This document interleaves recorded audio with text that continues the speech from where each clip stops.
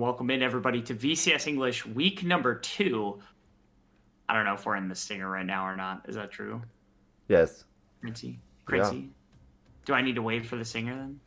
No, you don't. Not anymore. I You're don't need live. to wait. Oh, okay, great. Yeah. Yeah, welcome in everybody. It's week number 2 here in the VCS.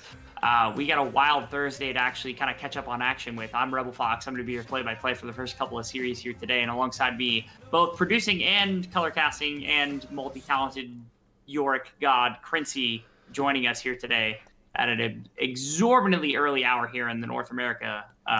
Crincy, how are you doing today? Yeah, I'm doing quite fine, I would say. And yeah, I'm very ready and very welcome to bring you to these first 2 series of the VCS of this day, because we have 3 series today, which is, of course, Yeah. a banger in itself, right? We initially were expecting to have 2, but due to some Yeah. unfortunate circumstances of the first week, we got a postponed series that is played out today, which is Team Wales against SPTC Esports. And yeah, that's, of course, a banger matchup. Both teams won their first series, and only one of them can go up to 2-0. Yeah, Wills did end up beating one of the 2 rookie squads in MGN Box Esports, so we're a little bit contemplative of Wales. But SPTC actually took out Team Secret, who took down SGB in the first week of action as well. So SE's feeling great. SPTC is getting our hypes up once again for that late season failure that we're always kind of familiar with them taking in the grand scheme of things. And to open up our week number 2, we get this fantastic matchup between the 2 of them, where Team Wales trying to establish themselves as one of the kind of bigger names here inside of the VCS and trying to get themselves in position to feel better, right? Cerberus has showed up, Gam has showed up at least a little bit, Team Secret's starting to show up, and then you still have Saigon Buffalo in the back burner. So you've got a legitimate 6 teams right now vying for those 4 playoff spots, alongside the 2 rookie squads who did not, even in their 0-2 losses, did not look as terrible as we've seen rookie squads in the past actually look, Crincy. Yeah, that's exactly the point, right? Last year we had, unfortunately, I have to name drop them, but we had AS Esports and also Genius Esports, who didn't quite show up to the task in the grander scheme of things. I would say they were kind of pushover teams, so to say. At this bit, we just don't have that, right? We have Box Esports, we have Team Flash looking better, especially in the loss against GAM, and yeah, all the top teams kind of performing. Aside from, of course, SGB, who were looking to us like some of the favorites, as they were staying together mostly, but they started the series of the split of 0-2, and that's of course not the start that they would have ever wanted for themselves, or that anyone did expect. I don't even think their enemies expected that one. No, out of fairness, they have played Team Secret, they played Cerberus, 2 teams that I think after the first week of play, both have looked pretty decent to begin the split. So it's one of those things where they're solid teams. For Flash and for MGN Box Esports, I think the number one thing that we can attribute is that, where's Uji? Where's Ya? Where's our rookie ADCs of the split, right? They're insane rookies that have actually been run. Seriously though, obviously 2 rookie rosters that are kind of coming in. I know Flash has Yash, and they actually had a pretty decent series going up against GAM and kind of made a contestation one way or another. But even still, Flash is bringing a relatively young roster that's kind of coming out and about. MGN is coming out and about with a rookie roster. And then Saigon Buffalo sits at the bottom, which is the last thing we would have ever thought would have been the case, which is, I think, upsetting for most of us, given that we had high expectations for a roster since GAM has lost Style and Style is now else, or my apologies. GAM has lost B, and in last split, when GAM did not have B, they were kind of struggling quite a bit. So this was the split that we were supposed to see Saigon kind of take the reins as the number 1 team potentially, only to fall off in our first week.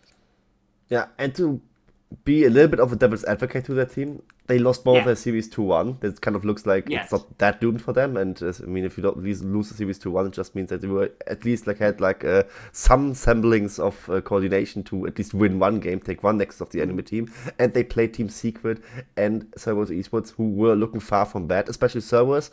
I really gladly welcome them back to the league, as they definitely have been a parody of what they have been in this one winter Mickey Mouse split, so to say, as we like to call it internally, which they won. And I'm just glad that Artemis is back and he has a team around him where he can shine. And versus Saigon Buffalo themselves, he definitely did exactly do that.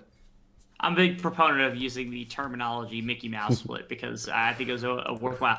When you look at Cerberus and you're like, okay, this team literally won a split, and then you look at the split, it's like, okay, that split was a bit of an anomaly in general because you had a team that ended up getting relegated literally the next split, ending up getting like top 3. You had Cerberus at number 1 over top of GAM, which was an insane, and then another team that ended up getting kind of relegated as well at number 4. Grand scheme, though, I think it's nice to see Cerberus kind of performing where we want them to. It's nice to see that we have a really competitive split underway already. Like, even within the first couple weeks, Saigon always has this really weird opening to the split where they end up kind of failing to stumbling out of the blocks, only to kind of bring it back together for the remainder of the split. So our expectation is in a decent position for the side of Saigon Buffalo. But for the rest of the league, I mean, like I said, currently 3-way tie for first place. There's a solid 4th place finish as well with a 2-1 right now for Cerberus. Team Secret is obviously, I think, a really, really insane team that are capable of doing a number of things.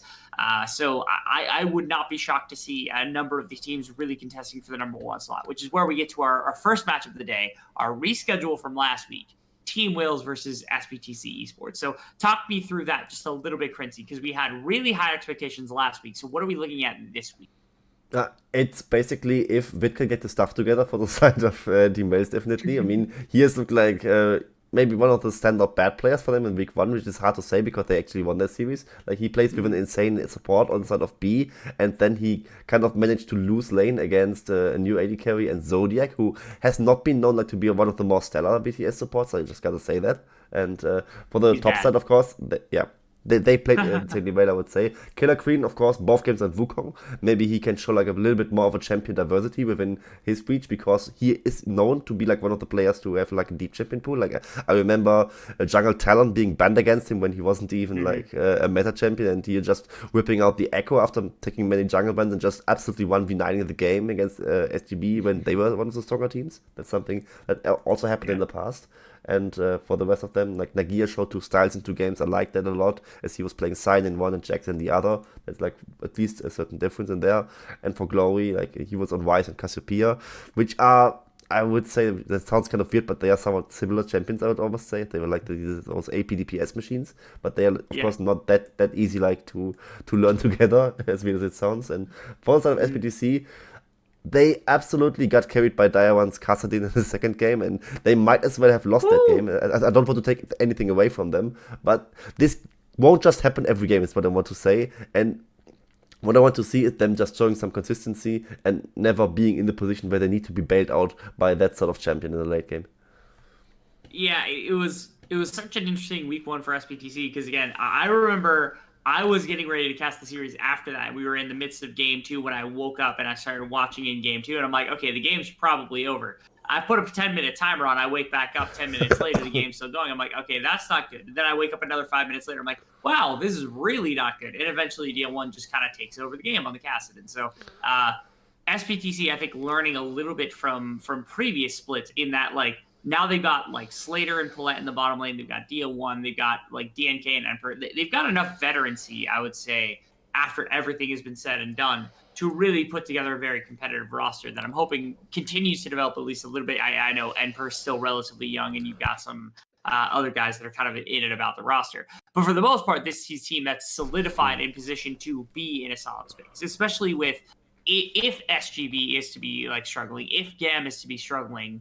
This is a really massive opening. It's like SBTC, Cerberus are both 2 teams that could really kind of step up in the midst of the split. Wales is similar because Wales is built on the premise of an old team that had been in top 3 previously. They've got Nagia, they've got Glory, they've got like Vit and B, Harky and B, whoever it is that you want to play. Whether or not you decide to play the rookie is one thing or another. I know they just signed T-Long, but more than anything else, Team Wales has some of that star power that we're talking about to be able to push them into a position that now, with 1 win in the split, if they win against SBTC, put themselves close to number 1 in position of the week. Now we're starting to talk about them a little more. Now we're starting to realize that Wales is a legitimate contender a little bit more.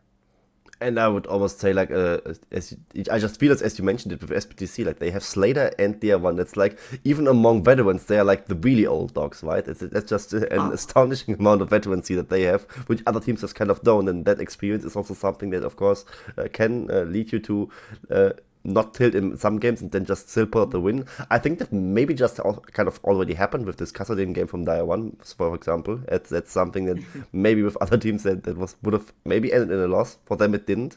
And yeah, for Team Wales, of course, not an unexperienced roster either, but they are not quite on the line of what SPTC brings to the table in that regard. However, I just struggle to really find a favorite in this series, and it's just really hard to tell, right? I mean, SPTC looked good in week 1, so did Team Wales, and I really just want to see more from Vid, because I'm like one of those persons that has like seen some of the good games from Vid, and I think in general he has a talent to perform, but just so far he just has never shown consistency. I am not a Vid apologist by any standards, so you don't have to worry about saying anything like that to me. The Wales edition of B, I think, was one edition that made them a very, very different team than what we saw in the previous play. Because previously we had like CBL and we had Glory and we had kind of Killer Queen in one collective place, but we had never had the shot caller of a level of B, who again, literally transformed GAM last week. If you remember the first couple of weeks, B was gone with the disease, and Elio was playing more than anything else. And it was okay games, especially on the mechanical level. I think the games were there, but B is just this massive shot caller. So more than anything else, I think that's a big addition to the side of Wales. For SPTC, I think mechanically and talent-wise, they are superior in Wales in almost every single position on the map. So it's a matter of like how much can Wales actually utilize B's addition to the roster and some of the shot calling to be able to put together a solid kind of game plan up against the side of SPTC as we get into draft for game. You are absolutely right. We get into draft and we see already the first rotation bands all displayed out. Elise and Maokai, of course, being taken away. Where Spider is, what Spoots would ask if he was with us right now. But unfortunately, Spider's still just on the band table, and that's kind of sad, right? Because I want to see some Elise games is split, but she's just too broken to not be banned right now, which is kind of sad. But who's also broken is the Ashe, and that's one of the broken picks that left available. And Ashe currently on support especially is one of those champions to look out for. And it seems like a Paulette champion too, because Paulette is a bit of a goon. So it's one of those situations where it's like it doesn't even matter what they're gonna end up picking. It just seems like Paulette is gonna end up flexing the Ashe to the support role anyway. I am actually a little bit baffled about this because we get the immediate Annie to lock in. Annie was not picked, I think, at all or very, very kind of minutely in the first week of play. So now to see it kind of pop off here immediately in week number 2 with this first game of Wales versus SPTC is a bit interesting. You throw a Wukong in, now you got this insane team fight already established from the side of Wales. And Killer Queen already back on his one-trick champion split so far. 3 games, 3 times Wukong it is for him. I mean, if it's working, why change it, right? I mean, he hasn't been forced to show any adaptation so far. And Annie, you can pick it early, in my opinion, because it's still a flex pick to some sense. You can still play it support, you can play it mid lane. I've seen from Showmaker even yesterday, and it seems to work brilliantly if you have the right setup for it. And Wukong is one of those champions, it can work out quite well around it. So with that, SPTC lock in the Varus, and I would assume it's Varus ADC Ashe support, but I also could see it the other way. Currently though, I would not expect it as much as Ashe AD carry. It seems ironically kind of weak right now. Yeah, it's one of those things where you can't build full kind of damage on the Ashe ADC, so that does cause rather problematic situation. Not to mention now you have double Archer bot lane with the Varus and the Ashe, which is a really, really solid bot lane, I would say, in most situations. The question is, what is B going to be able to do if B ends up on the Annie, which I'm not saying is going to happen, but if B ends up on the Annie, what are you able to accomplish into the double marksman bottom side? Because that feels like a position of potential attack from the side of Team Wales. We're seeing what their bot laner is going to be. Right now they're hovering the Jhin. They hovered the Victor for a second as well, but again, with the bot lane locked in all but certainly from the side of SPTC, and the Gragas getting locked in, were they one of the teams that flexed it last week? I don't know if you remember this, Chrissy.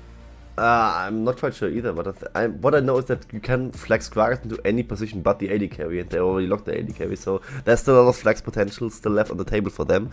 As Team Wales locked in the Jhin, I prefer that actually over the Victor, as Victor would also like lose the flex on their side, and with assuming they play on the new patch, Orianna is still strong, or is back to being stronger champion right now, and I would love to see like a Wukong Orianna combination back again for something that Team Wales might draft, especially into 2 immobile AD carries. It would be so strong to really pick that off, and they lock in the Jhin, which I generally would not like, but they have Vid on their side, and as insulting as that sound, just weak side Vid on Jhin and play around your strong top side seems to be one way to the victory for the side of Team Wales. Interesting. Not a ton of mid bans just coming out here, even though knowing that the side of SPTC is going to ban away that. Now, the Victor take it away, I think, was a lot more about DO1 being annoying and kind of like hovering it every single time he has a chance. But in the grand scheme, it's not going to be the Victor inside of the mid lane. Instead, we'll have to wait just a little bit longer. I wouldn't put it past it to do DO1 Gragas mid lane, which is something that they have absolutely done previous to this. That does cause quite a bit for ruckus. Actually, yes, he played before everyone played it. Now that Faker has played it again, everyone's like, yeah, Gragas mid lane good again, right? I mean, Word of Ages, of course, a knife that helps out in that regard, and I actually would not be surprised if DA1 is playing it. I just looked up, they were not the team that was flexing the Gragas, they actually didn't even play Gragas last week, so that would be a new thing for them in that regard, but I still would not be too surprised if either DNK or Enpo is taking the Gragas for himself, but with DA1 it makes a lot of sense, of course. He played before everyone played it, he knows the champion in and out, and it's currently strong right now, so why not even play it? And for the side of SPTC, a blind pick Fiora would be one hell of a call, but with Acton and Akali being banned away, with Chase being banned away previously, I don't think there are many picks that Enpo would still fear here, so he actually just goes in for the Fiora, which is, I think, a very ballsy call, but I like the confidence out of him. Okay. This would be even more interesting. With the double marksman bot lane and the Fiora top, you could, in theory, I think, argue for more magic damage. In this case, potentially a little bit more support as well as the Seraphine, likely to be a little bit more AP. But we'll still have some of those scalings for the shields and such like that. What are your thoughts on this? Because right now, I mean, you have this insane kind of engaged composition, but with Seraphine, they're still so much more accessible. Now with the Gwen, I mean, you lose the ability to attack her with the ultimate with your W, but again, outside of that, it feels like this draft is just absolutely disgustingly favored towards the side of SPTC. It's definitely looking good for them, I would say. I mean, the Seraphine kind of runs it out quite nicely, adding in some AP damage, adding in some enchantment for either the hyper carry ADC with the Varus being maybe built on the attack speed or the crit build. It's something that could happen. Or also the Seraphine being paired with a fighter like the Fiora could work out. Gotta say though, Fiora isn't really team fighting with them usually, so that's maybe kind of a null point in that regard. And on the other side, they locked in the Jax as a counter to the Fiora. I think that's something that could work, but it's something that I'm not too sold on personally. I think Fiora is just the champion that not just straight up wins that. I can't really say that as that, but I think it's a bit of a tough thing to say. Either way, am I just heavily favoring SPTC? I'm not quite sure, but I definitely see the arguments for it. And it's Jhin Nautilus. If that's strong topside, it could work, but Jhin Nautilus is just kind of shoehorning your playstyle to that extent. So it's at least more telegraphed what Team White is bringing to the table here. Yes, it's one of those circumstances where with this Nautilus on the bottom side, like you're expecting to get hooked, you're expecting all of these things. Whether or not that leads to any sort of positive play is one thing or another. And that's just what we're looking at here. I'm looking at these keyboards and I'm saying, okay, which one of these is the best? So Quincy, if you had to pick a keyboard from, I guess there's only 2 available, which one would you pick? The pink one looks way cuter. It does look quite nice, yes. You got the matching bunny ears too, right? Hopefully. I mean, either the bunny ears or the cat ears from the Kraken headset. Either way of that, we barely saw the other keyboard, so I'm not quite sure what to really make of it. And it's basically maybe just a blue side, red side thing on the Vietnamese side of things. But as we say that, we load into the Rift for Game 1, SPTC against Team Wales. Who's gonna take it? We will find out very soon. It's an exciting stuff, although we are not getting an exciting start unless we decide to 5-man stack one of the 2 sides, because we have a very standard position here from the side of South Park Elementary. As it's one of those it's crazy because this team has been really, really good about being able to hunt down members that are making massive mistakes, even if they are costing themselves a little bit in totality. Annie's control of mid lane means that they get quite a bit of kind of presence in this jungle quadrant that they're looking at now. Are they really wrapping around this far? Okay, nothing crazy. Yeah, nothing crazy really happening there, and I really want to see how Killer Queen's really approaching these first few levels on the Wukong. Usually in this meta, everyone's basically saying you have to path into bot lane, and otherwise you're just trolling, but they are playing against or with a Jhin Nautilus setup. I think for the early game it kind of makes sense, because you can easily just kill one of those squishy ADCs there, especially with the setup from the Nautilus, and to like get 1 or 2 early kills, it would be nice. And here we see already good damage coming out by the bot lane from the Wales. Interesting kind of kickoff to the game. I'm looking at more or less jungle pathing because you got Gragas who started on Raptors, it looked like, and then into bottom side for a relatively quick gank versus Killer Queen who started on top side to path down to bottom lane almost certainly, just because I think it's a matter of like Wukong does want the level 4 or level 6 really, really quickly in a game like this, but on the opposite side, like DNK is trying to make activity happen. DNA is trying to make something very, very polarizing happen across the map. And if he's able to do so accomplishedly, or if he's able to accomplish so kind of respectfully, then we're in a position where, topside might end up actually crumbling rather the other way, even after the Rift Herald and the death coming through from the Spar. Yeah, but look at what Killer Queen is doing here. He was actually going for a wet buff into, I think, chickens and then back to the Quacks. So he's going like the full route of really full clearing his own topside jungle. He actually kind of hovered this topside a little bit to maybe even pull off an early dive. And he's actually very early into this mid lane to pull off a gank into DI1. Flash stuns coming out. Ooh. Exciting stuff, but DL1 is not going to fall victim to the majority of the damage. Seraphine just able to kind of sustain herself up and not worry too heavily. Now, fight on the top side as well, where Sniper, or Emperor, my apologies, is going to be getting a little bit frisky with Nagia, who's now out of Counter-Strike. I'm surprised there was nothing else to come through from the side of from the side of Emperor, but you do as you please, right? Like, it felt like there was time left remaining there that you didn't have to use, yet here we are. Yeah, he was using the repulse quite early. Maybe even just because he was assuming like he's going out of the trade just to poke him a little bit further. The first wave looked kind of disgusting with the Jax being like 8 CS to the 0 of the Fiora, with her having 0 wave control. But that is something of the past. Amber, now kind of being collected in this regard, as we see now DNK did the scuttle on the bot side and would now be ready to gank Glory, but Glory, of course, I mean, his flash was down from earlier, but he is not even in position to get ganked here, so at the end of the day, it's kind of fine. Killer Queen is still level 3, not really a good early ganker as of the first 3 levels on the Wukong at least. You basically just need the CC setup from either Jhin or the Nautilus, or luckily both if he would happen to do so, and just wants to hit this level 6 as quick as possible. He's not a strong farming jungler either, so Wukong is kind of in this awkward spot, I would say, pre-6, where he just has to farm but isn't really good at it, and he wants to get rid of that early game stage as quickly as possible. So he's just now invading the chickens, or that's what he tried to do just now, but enemy team, of course, dissuading him very much so. Interesting. I've been focused on a number of different things across this map, but there has been no action, which is astonishing to me, Crincy, because this is VCS, is it not? I am expecting like 5 kills per minute. I'm expecting 5 to 10 kills by this point in the game. Yet we've gotten basically no action whatsoever between the two teams. I know we've had a couple of things. This is actually the first little bit, as we've got a hook. That's an insane kill. Oh, coming through. Except let's not quite tick down yet. That's an insane return kill coming through from Slater. And now, honestly, if he's hidden away from Vid, now Vid has to reload. He needs one ability. No, it's not going to happen. Instead, Vid is just going to walk away. In the meantime, I say walk away as if he has a chance to get away from the side of DNK, which is just not the case, as DNK is going to walk down the side of Vid. It was a 1-for-1. After everything, but it is the Gragas picking up, kind of being the beneficiary more than anything else of anybody on this squad here from the side of SPTC. So again, while the Varus is relatively even ground with the Jhin, everybody else is receiving the necessary resources to make things happen.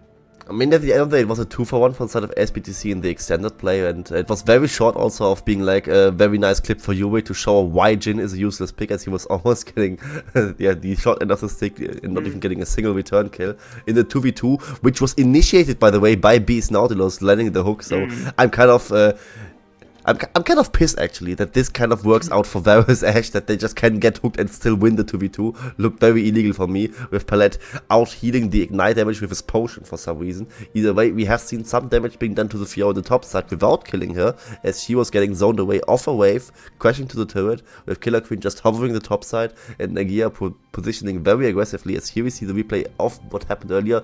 B lands the hook, Deadly Flourish connects, Ignite is ticking down, they flash into his face, crit him in his face, and Palette still lives, and then Slater can just return the fire.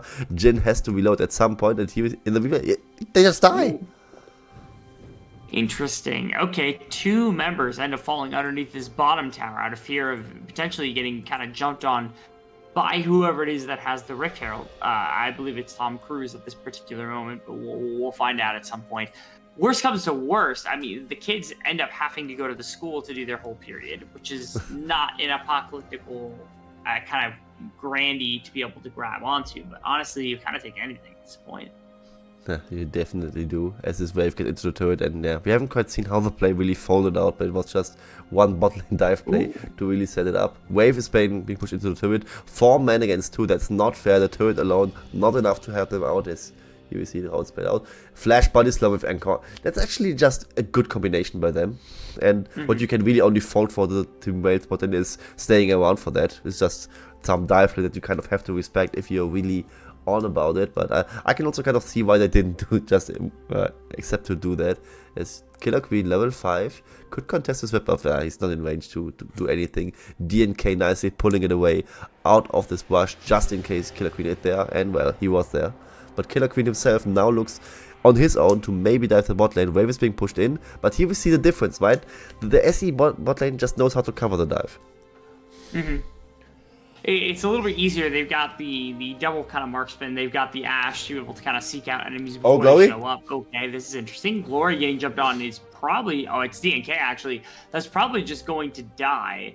There's not much else to be done in that particular case. Now you've got A, B, C, D, K, I think is what I ended up naming it. So, we'll see whether that actually ends up leading to anything else. I also wonder if there's a specific tie between an author and how good that a record is based on the number of times that people want to request it to go out.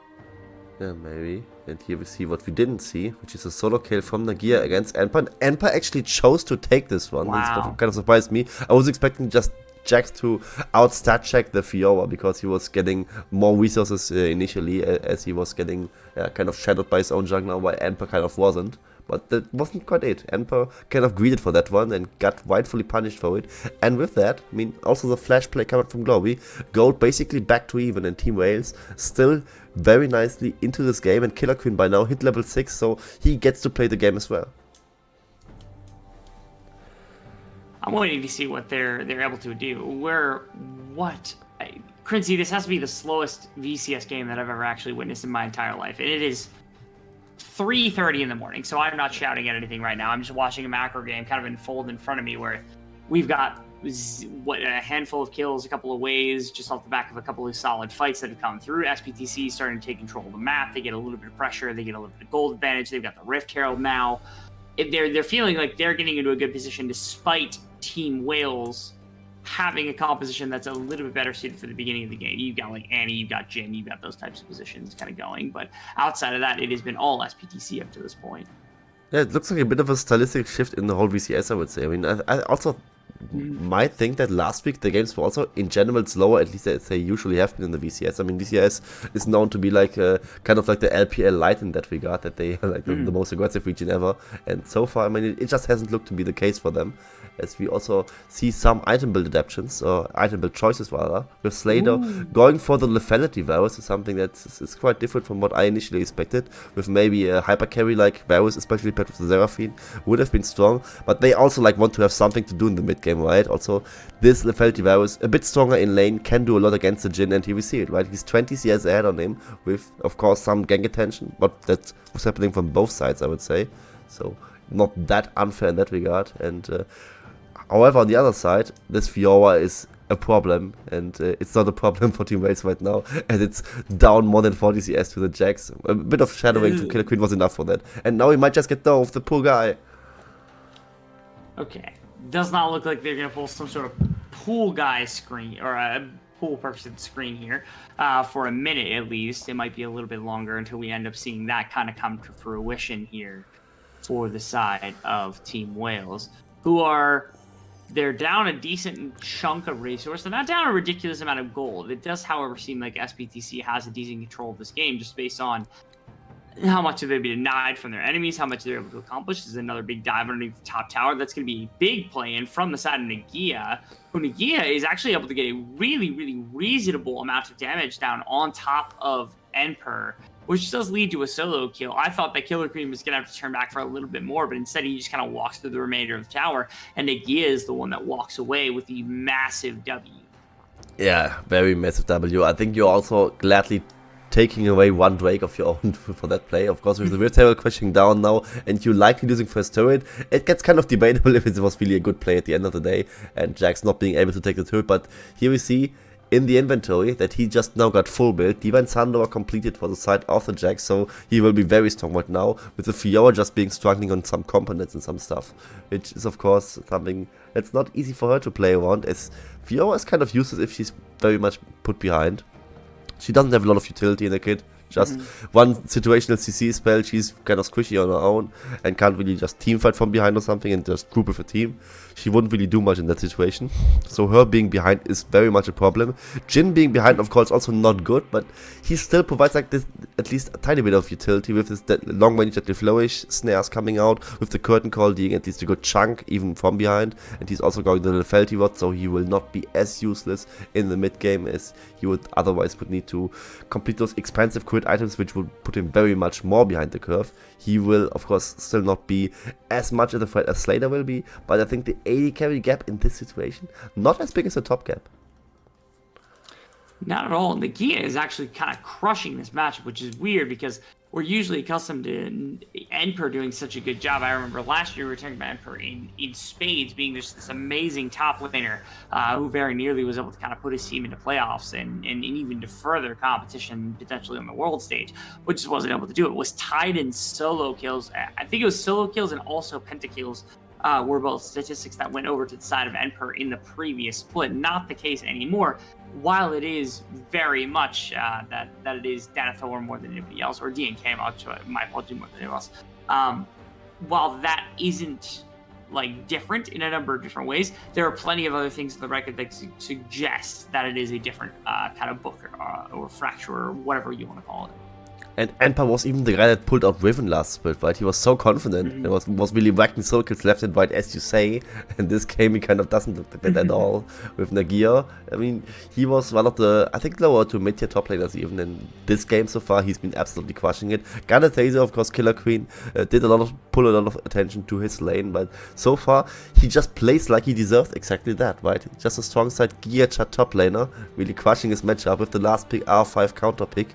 And so far it works out. Hasn't taken the turret so far. We see overall the turret plate money being a bit in favor of SPTC, with about a bit more than 1k gold for them, just 700 gold for the side of Team Wales, which of course net them a little bit of a gold lead, a little bit of a Drake lead. But if it's overall beneficiary to them, that remains to be seen. Yeah, it would be nice to get some kind of interaction here, because we've been now waiting for a few minutes at least before we've had our any sort of real interaction. One of the biggest problems I have with any mid lane is that if you're going to be building Ludens or Rod of Ages or Rylai's or whatever it is that you decide to go, I feel as though the best item that you could go out with is 100% your Fox and Shorts. Almost certainly the case. Mostly because, first off, I love Foxes, but also the other part of it is, having that kind of ability does change quite a bit here for this game. Being able to kind of drag everything else back through. Man, what happened to the VCS, Critzy? I used to remember 30 kill games at this point, and yet here I am sitting here. I was told play-by-play was the hardest job in the entire world, and yet here I am. I basically am just second color in this game. Yeah, I mean, to be fair to us, it's kind of not bad, as we are in fact two color casters. It's just the VCS adapting to us. We should be more grateful about it, maybe. That's maybe true. Yeah, maybe they're doing it on purpose. That's true. Yeah, it's just Rift Turret being taken by Team Waits right now, and then maybe just getting one turret push for them. Of course, plate's no longer there for them, as they can't really cash out the money for them, but the charge itself hurts a little bit more, or actually does it, it's 2 damage, but it doesn't hurt more, it hurts the same. Yeah. With of course, it's maybe being enough to crack like one outer turret. The top lane turret should fall without a herald charge either way for the side of the Wales to really put that one down, as the gold gets kind of evened out overall. And yeah, you just mentioned item builds, and I also want to talk a little bit about that one. With the Ward of Ages Seraphine being played in the mid lane. I haven't seen that one before, but it makes a lot of sense, basically, because Seraphine is like one of those champs. The counterplay against it is to just one-shot the Seraphine and just play the rest of the fight out without her annoying heals and shields and movement speed buffs and all that buffs and like a little bit of damage she does. And now, if you can get her not to get one-shot by the side of SPTC, I think she's kind of fine, right? Always having this extra HP, extra mana, just seems kind of nice, and it's also kind of a damage item, so Word of Age is kind of exactly what she wants. Yeah, Rod of Ages, especially considering kind of the value that it's had over the last couple of months, has been a favorite of mages in general. You get such good flat stats combined with a bunch of survivability, so mages just get to live forever inside of teamfights. Dragon is going to go over to the side of SPTC. Actually, it's Team Wales. My apologies. They have swift color palettes right now, so I'm a little bit frustrated by that more than anything Wow, else. yeah, true. Yeah, wet side is the team that's purple bluish, and the blue side is the wet orangish team. That's very confusing for us. Yeah. Casters hate this trick. Yeah, if you could just fix every single person's name to be something reasonable and put them all on the same team and made sure that they knew how to order, whatever team that is, 100% gets my success. Like, I will be donating money to a team like that just because it's so seldom to find a team that's got kind of all those principles down pat. To the point where they're not really making a bunch of mistakes. Outside of handful of kind of oversteps from the side of SE, where they're pulling in a couple of the players they're relatively new to this with. Given that there's only been one kind of, I'll call it a game more than anything else, that we're playing, that might not end up getting you treated if you don't tell me exactly what you want to do. And I just see in the bottom left corner that we are on patch 13.3. I'm not quite sure if that's before or after the Orianna buff, so maybe that's why we don't see Orianna, as she hasn't been buffed yet. It's before, yeah. Yeah. That explains it pretty well, as the gear takes on the turret. And here, we might see some action. Okay. A little bit here and there. A decent flank from B means that maybe the corner's getting cut off, but unfortunately, again, we just get nothing. A little bit of a fizzle out right there. It's an attempted tower defense coming through from the side of SE, hoping that there would be some overextension from Team Wales. But given that they've got traps, they've got wards, they've got everything they could ever possibly need to make sure that they could prevent a kind of false bit here against the side of Team Wales. Team Wales is trying to find their footing to some extent. I still think that it's a decent ways out. You can tell they're winning the game. I really do think that they are actually in a very, very good position. Yes, I know that Spider-Man is not home yet, but will eventually be home. But the rest of the world is still falling to pieces slowly and slowly. So I don't know. For Wales, if I'm Wales, I don't feel pressed about my position. I've got Jax, I've got Annie, I've got Jhin. I'm feeling okay about the late game because there's no true tank to absorb a little bit of that damage from Annie or from Jhin with this massive burst. As opposed to the opposite side where, like, Nautilus is the tankiest you're going to get, Jax maybe the tankiest you're going to get, and they're getting blown up in fights. So Team Wales looking really, really good right now. And I also think SPTC to some extent is doing Team Wales a favor with that. I mean, them not having a true tank. I mean, the Gragas, yeah, I know in the current meta the AP heavy builds are kind of better, but does it really have to be like Night Harvester into Sorcerer Shoes and then a Dark Steel on top of that? Isn't there like a Adonis Hourglass possible, or like an Everfrost to have like some AP damage, but also some sort of front end for the team fight? As Emperor's getting dove. Yeah, that's just an easy clean kill coming out here from the side of Team Wales. It's not though. Again, they didn't kill him. They didn't kill him. They did get the tower though, which is the clean kill that I was referring to, which is all that matters in the grand scheme of things, right? Like we're focusing on towers here. We're 4-4 in kills at 20 minutes. This is not a VCS game, Princey. This is a very mechanical LCK game that we're going to be focusing on. We got 40 more minutes of this game to actually talk about. Okay, wait a minute. Hold on. Oh, never mind. They're going to be covered. No worries. Yeah, nothing crazy. I was hyped because there might have been a potential kickoff, but it just doesn't exist, all right? Nah. We're not worried about that. The most exciting thing is basically just the Rift Herald charge onto the turret to just brutally murder the turret. That's the kill you were referring to. And that's just all we wanted. Yeah. I love murdering turrets. I'm a Yorick player, you know, so you're a Yorick player. That just kind of goes hand in hand with itself. And also, look at this Word of Ages difference, right? Annie on 10 stacks, Seraphine on 6 stacks, and they both wanted to watch that item. Gotta say, though, to be fair to Dire One, he was subbing in a tier in between, so just a bit of delay is normal on that side, but 4 full minutes seems a bit much for me. Either way, yeah, you addressed it earlier before this dive kind of play was happening. The Jhin with this Infelty build, Prowler's Claw into Yunus Ghostblade. Yeah, he would fall off heavily against any sort of tankiness, but there is no any sort of tankiness on the team of SPTC. Yeah, so I think overall he's kind of he's fine. Yes.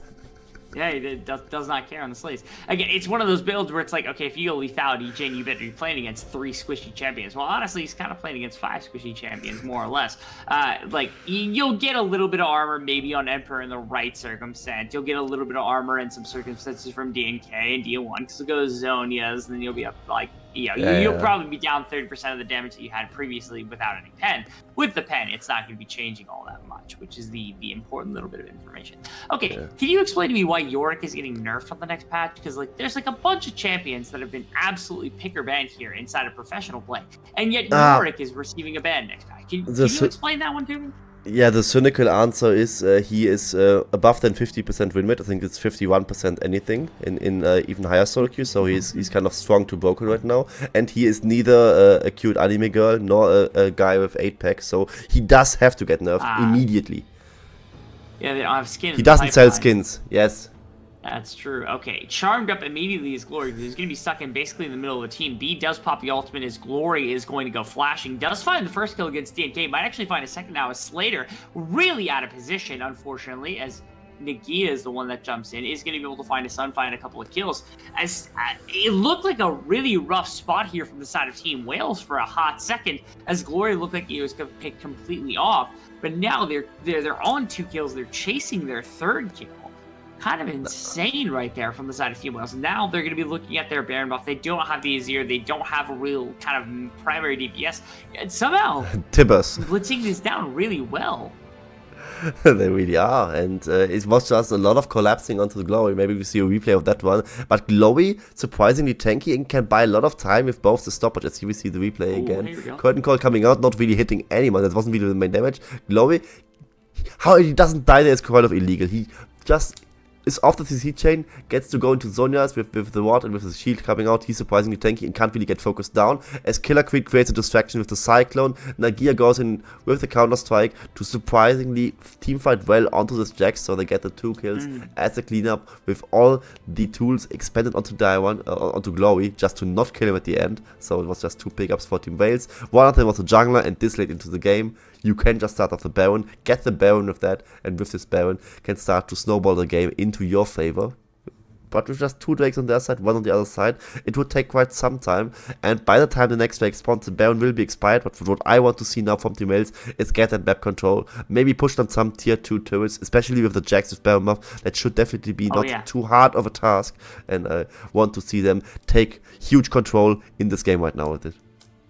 Yeah, Jax being able to kind of step in on the bottom side as the split push threat, especially with the advantage that so far Nagia has kind of garnered over top of Emperor, has been just a little bit ridiculous. Nagia is this player that I think has received a decent amount of flack over the last 2 years, basically, for being a rookie and never really advancing much further. Last split, I think we saw a little bit of a jump on the play from Nagia more than anything else, where like Nagia is starting to get really, really good at some very little stuff. And now it's a question of, is he competitive enough at the level for LCK, LCS, anything like that? This Baron buff is doing a ridiculous amount of work because it is really simple to clear the wave from as far away as this team is, but they can't get close enough to actually make an impact. Oh, arrow? That's a big arrow. Do we see a big flank from DNK? Actually gets a body slam, gets double kill from the body slam on its lonesome. Q is going to tag Glory as well. Do you have a flash? Killer Queen, what are you doing? Have a flash. Okay, and Killer Queen, I blink for a 1/10 of a second, and Killer Queen goes running in for absolutely no reason. All right, well, good to know. Yeah, I'm just not sure if I should be like sad or angry or both about him, because he chose that fight. It was just 3 kills for no reason for SPTC. I mean, I get them getting a reward of 2 kills with a very good combination of the Enchanted Crystal Arrow into the cask, into the Encore from the Seraphine coming out. That looked quite sexy, so I think they deserve to kill the bot lane over there. But why is Killer Queen going in? Who's really dealing damage together with you to make it a good follow-up play? See, we see again how it played out. Turret Siege on the mid in tier 1 coming out. Volley into now. Look at Palat, what he's doing. I think Asho is the main contributor to it, with him hitting onto Vet right here. The cast from the NK also a very good setup for this Encore. The CC chain kind of lands in just right, and here we see 2 quick kills for them. Now, what is Killer Queen trying to accomplish there? Who does he expect to help him there? Does he expect Globy just to step back in for him? And I don't know either. Yeah, it's really really tough to say. It was very I wouldn't say a completely uncommon, but definitely a less common than normal kind of lapse in judgment here from Killer Queen, who's one of the more veteran players, not just an amateur, but in CeeLo on this roster here. Being one of the better players inside of the VCS is just been. We've always talked so heavily of Killer Queen being this kind of monster. He was like the MVP of I can't remember what team he was originally on. Whatever team, one of the teams that got Luxury? relegated. Luxury, my bad. It is 3:45 in the morning. Okay, an ounce of slack not being able to I remember cut you some exactly where they're slack. coming from. All right, I Yeah, but appreciate that. I really who I'm not cutting some slack is Team Wales, because they had the Baron buff. They lost 3 members, arguably at least one of them for not much reason, and they also lost mostly a lot of time with their Baron buff. That's kind of the hard part, right? You didn't even crack the mid lane tier 1 turret, the most important turret regarding map control, with a Baron buff, and you have a Fat Jax on your side. I mean, that should have been possible at least. Nagia, of course, building as offensively as possible, going Spear of Shoji in third item is something that I appreciate, because maybe he has to 1v9 this game for his team, as they have been like acting like Moens to some extent in the 4-man squad. As the 4-man squad of SE is pulling away from this Drake and just giving it for free to Wales, for 2-team Wales. I'm not quite sure if they have to give it for free. I mean, the gold lead is basically non-existent either side. They have a teamfight composition that kind of could work, especially against the Jhin not really being that much of a DPS machine. And of course, their poke was not either, but he's definitely more well-fed than the Jhin is. I think they could have fought for this Drake.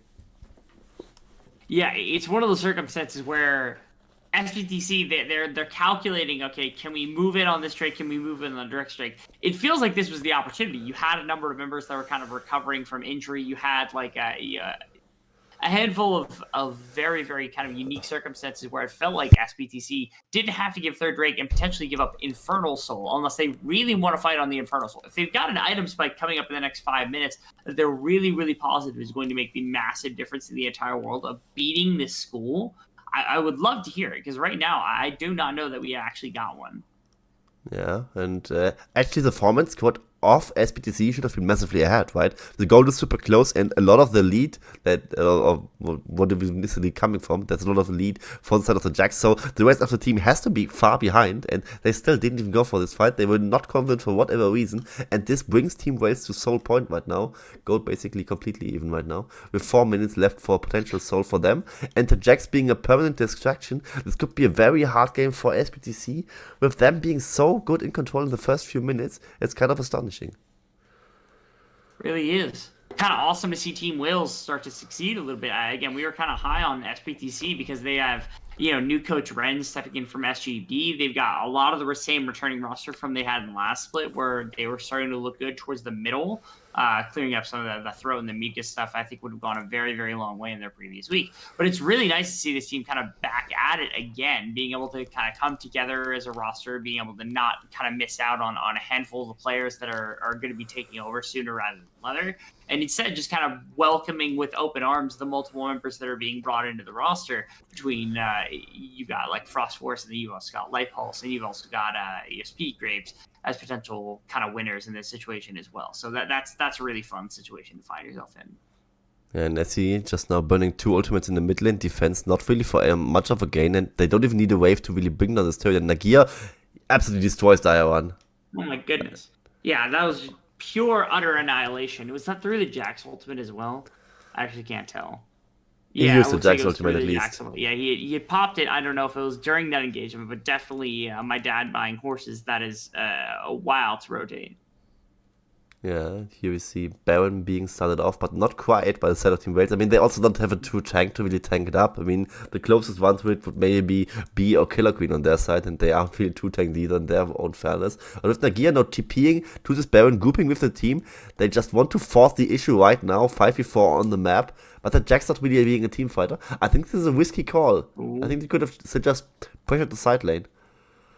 Yeah, you could potentially bring him in, but I think it might be too little too late. Really big ultimates kind of being thrown into the midst of all of Team Wales, or my apologies, Team SPTC is, okay. DNK survived way too long in here, but was able to finally make it out as it's a couple of shutdowns kind of handed over to both sides here. As it's 2 kills for the side of SPTC and a full team wipe coming out from the side of Team Wales.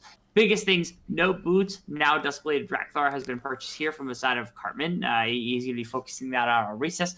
And then you've got a bunch of other unboxings for shoes that are going to be coming through. That was an attempted steal coming out from the Seraphine, but she's just going to die for that. Team Wales just win everything. Like, what in the world? First of all, I want to apologize to Team Wales for ever doubting them. They definitely need Nagia here to really have this Baron DPS coming on. And he actually kind of did a lot of work in this team fight, as we have seen right now. Here we see Glowy starting off with a nice flash, Timbers coming out, Curtain Call with a good kind of distance being charmed down. And Bit actually hitting his shot means he deals a decent amount of damage and brings good utility in this fight.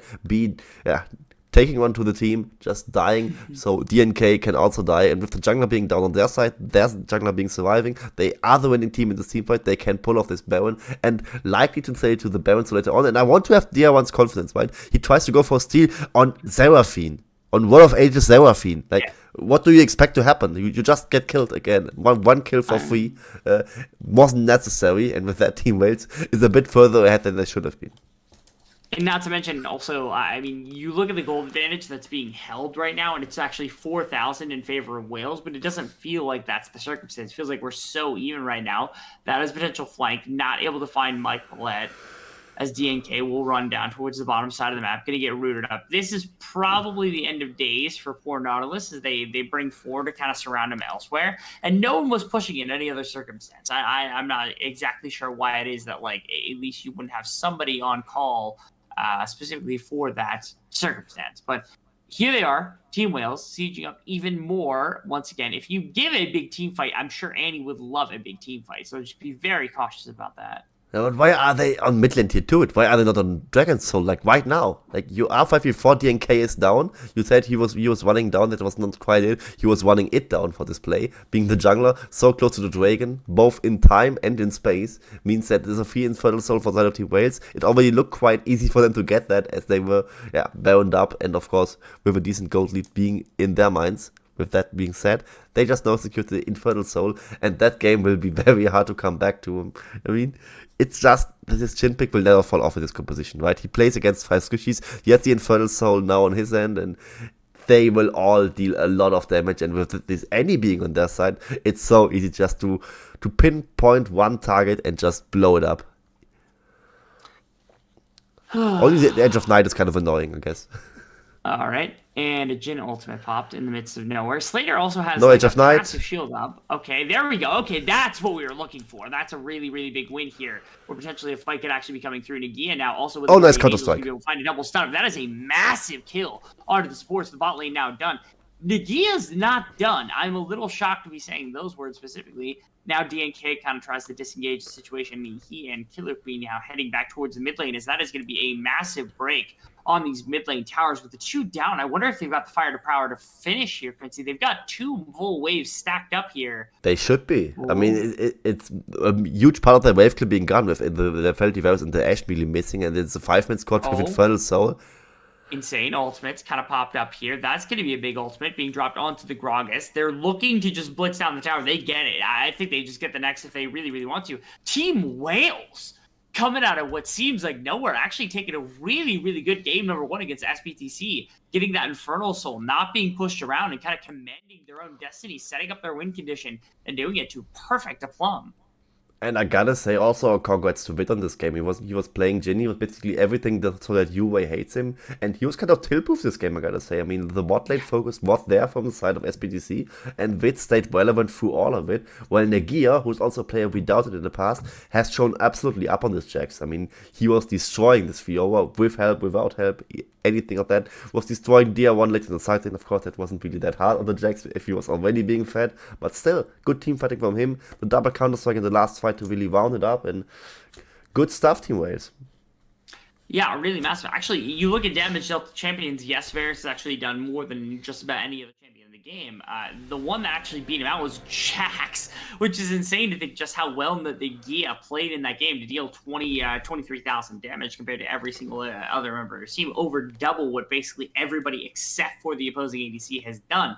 where it's just a Vit and Nagia show. Nagia popped off. I want to give a ton of props to Nagia for being able to kind of go crazy on the Jax in this game. Was started off on a really good foot with a double kill, and was able to kind of put the team on his back as necessary. The Jhin was pumping out damage. Yes, everybody was contributing really well, but it is the Jax that I want to point out more than just about anybody else.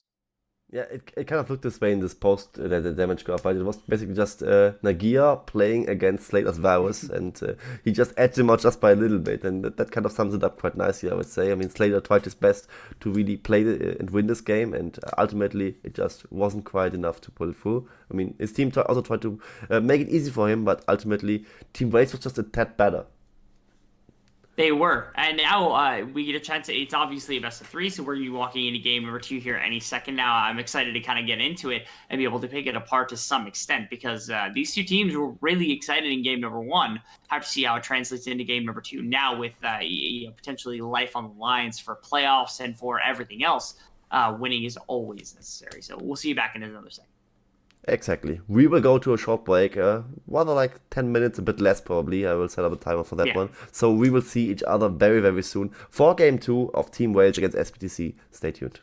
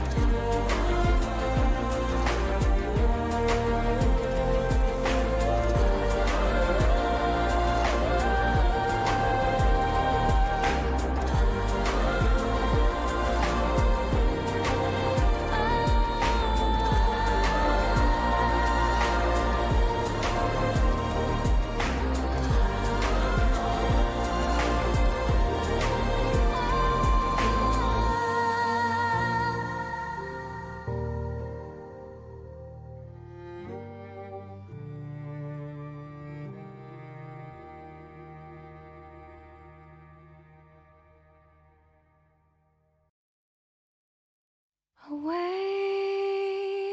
to my voice and hear the call within. Embrace the fear inside. Surrender your mind to mine again.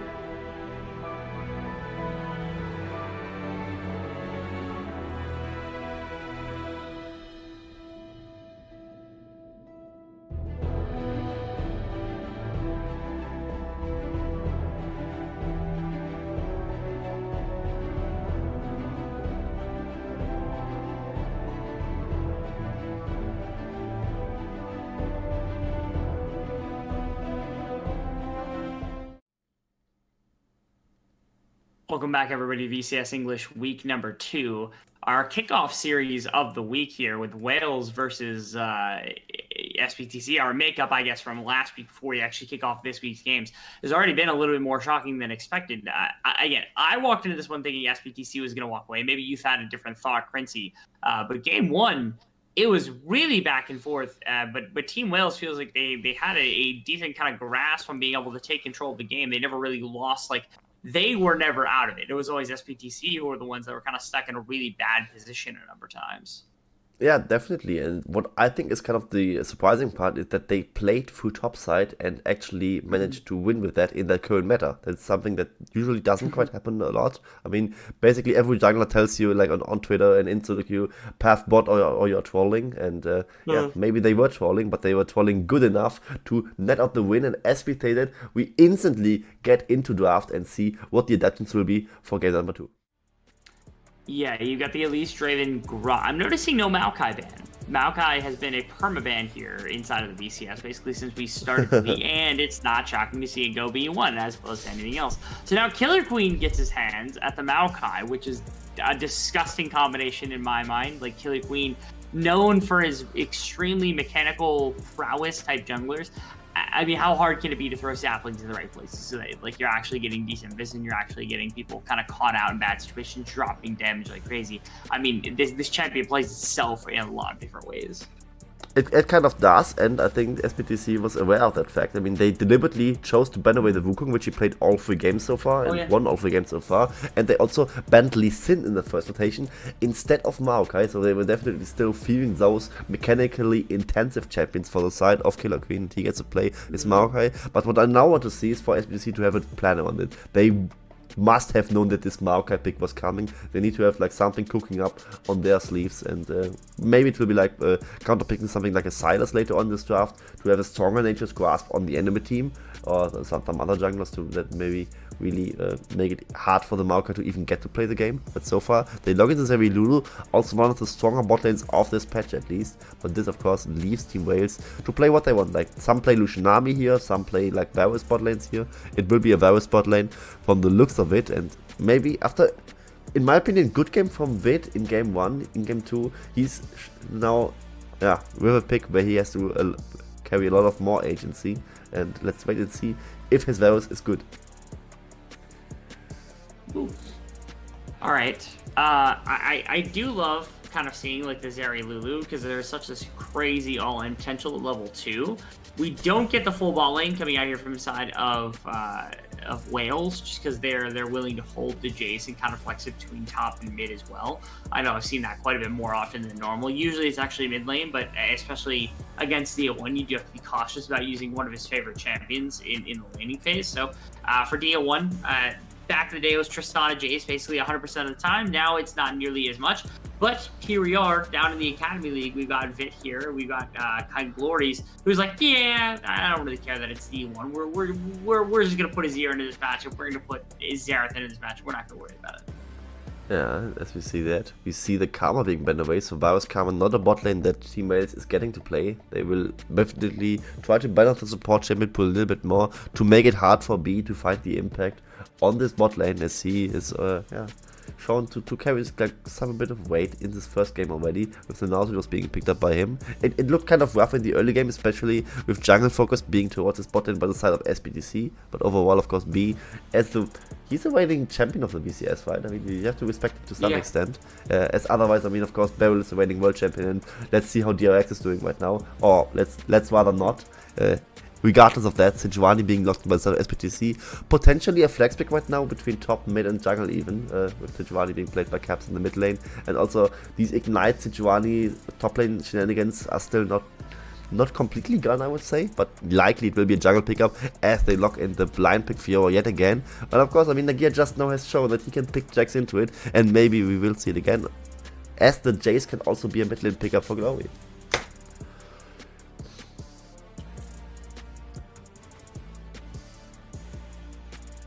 I'm waiting. I got some crazy noises actually coming out, so I was waiting to see if anything else would come through, but I got nothing else, which is unfortunate. But I wanted some more crazy noises to come through. We get double Archer again. In fact, actually, it's I would dare call this a modern poke composition, Quincy, because you got like the double Archer bot lane, you've got the Jace on the top side, you've got the Maokai, who counts as poke because you've got the saplings. All you're looking for is a mid laner. I mean, throw a Xerath in, throw a Vel'Koz in. I don't really care. Just throw actually. Renekton plush. Really? Okay. All right. Renekton plush. Poggers.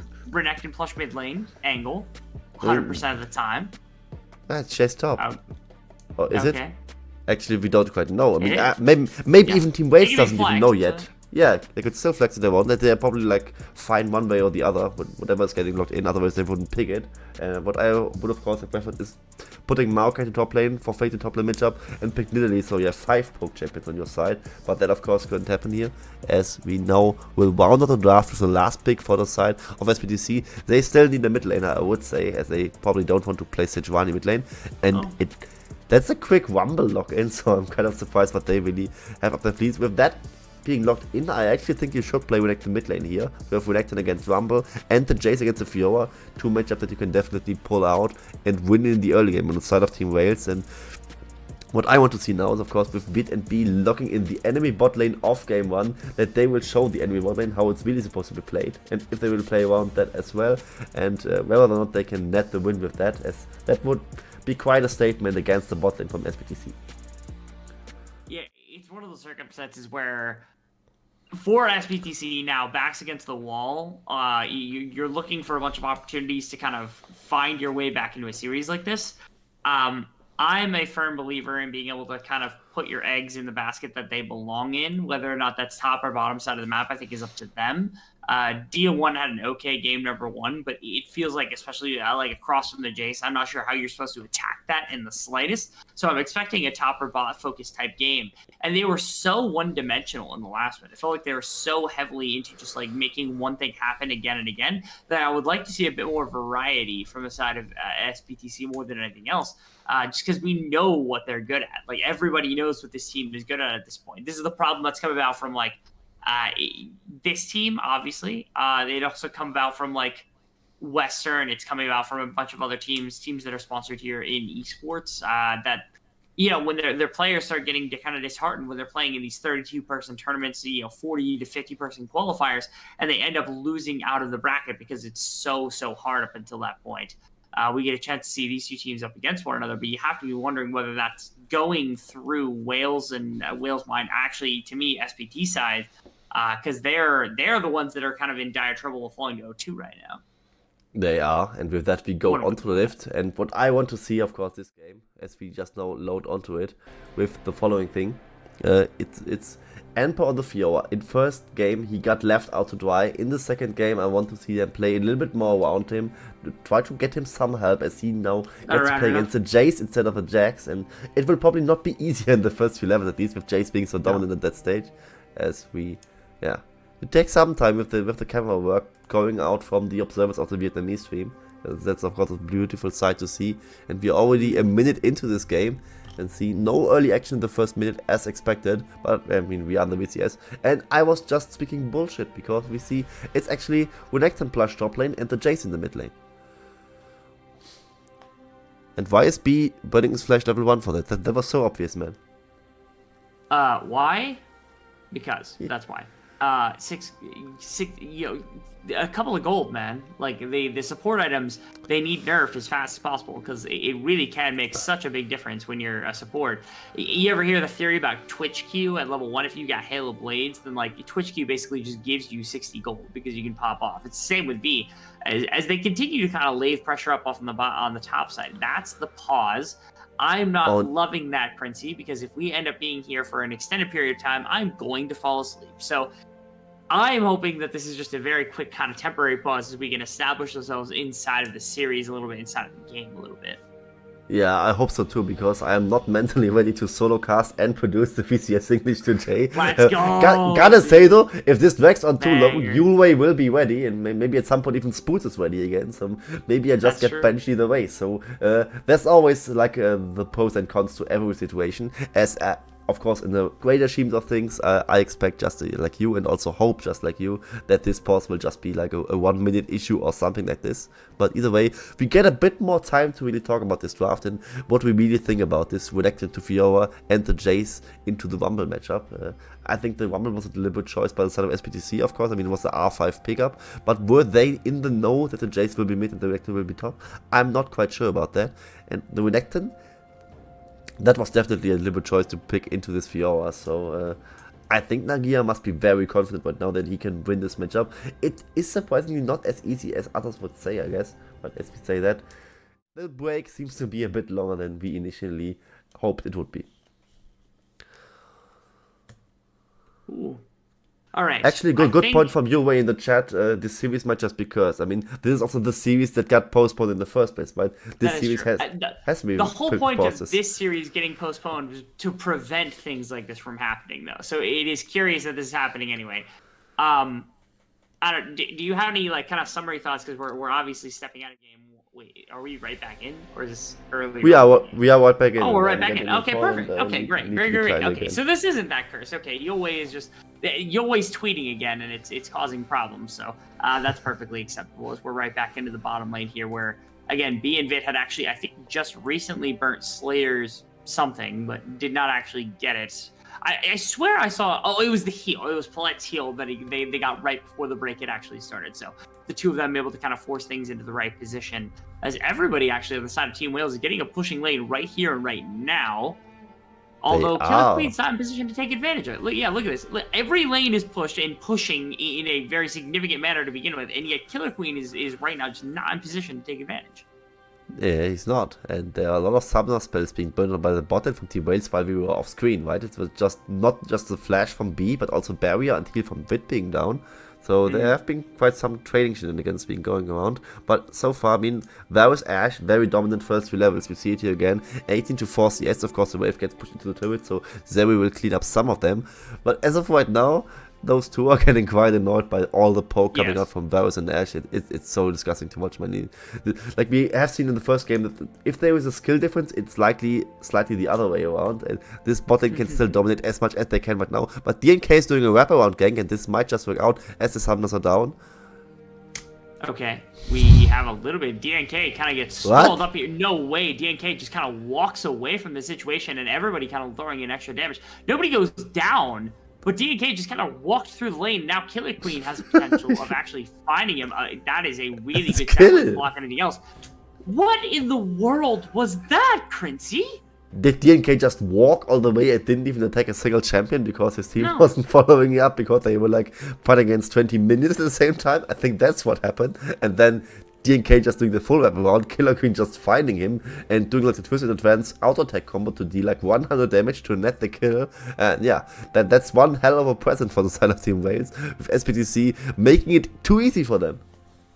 Yeah, getting the first blood, being able to have access to first dragon, pushing power on the bottom side of the map. I mean, they could break loose mid lane. If they're able to break loose mid lane relatively quickly as this like Jace pick, then there comes a legitimate time where like you have to be very careful about the dragon swap coming in here. Now with the TP to the bottom lane, actually for some reason I thought that it was Harper or Emperor that had actually TP to the bottom lane. It was Nagia who had gone to the bottom side of the map, likely to assist in some capacity.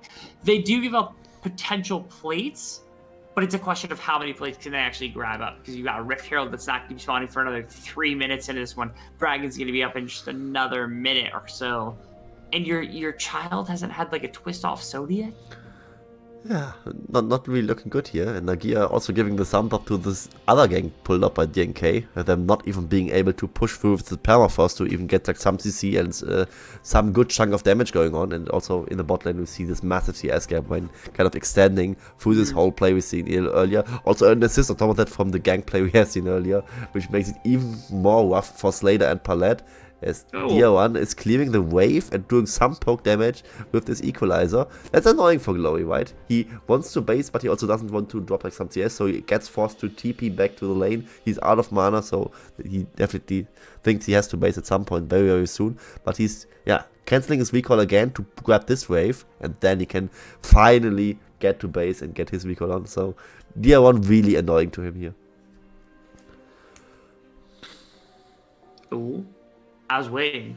I could see glimpses of just like the delicious kind of options to have as bottom lane. More action. B was stepping up really aggressively on the Ashe to be able to put some extra damage into Slater, who actually took a very large brunt of it with some additional healing. Only thing left is just the Vamp Scepter now. Oh my goodness, man. It is just raining problems on Slater right now, as it has just been B who's been belligerent about making that happen. All right. We have a dive.